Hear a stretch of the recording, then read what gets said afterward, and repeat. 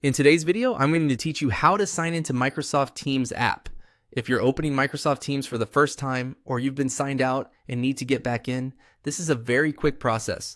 I'll walk you through exactly what to do so you can access your chats, meetings, Teams, and files without any confusion.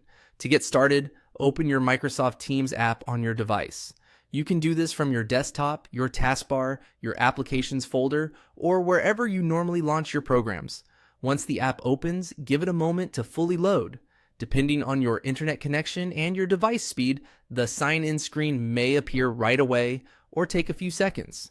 When the Microsoft Teams sign-in window appears, look for your account on the screen.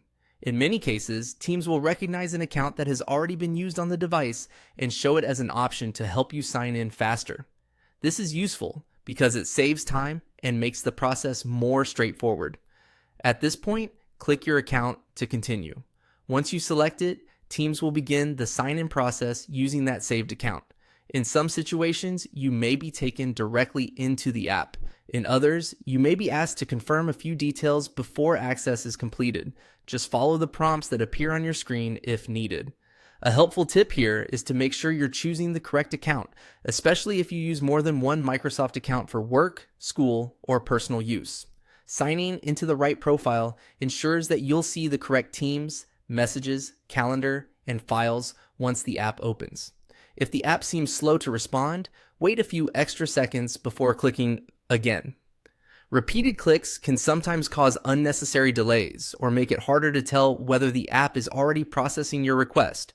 It also helps to make sure your internet connection is active since Teams relies on online access to complete sign-in and load your data properly. After you click your account and the sign-in finishes, you should be inside Microsoft Teams and ready to start using it. From there, you can join meetings, send messages, collaborate with your team, and access everything connected to your account. That's all it takes to sign into the Microsoft Teams app.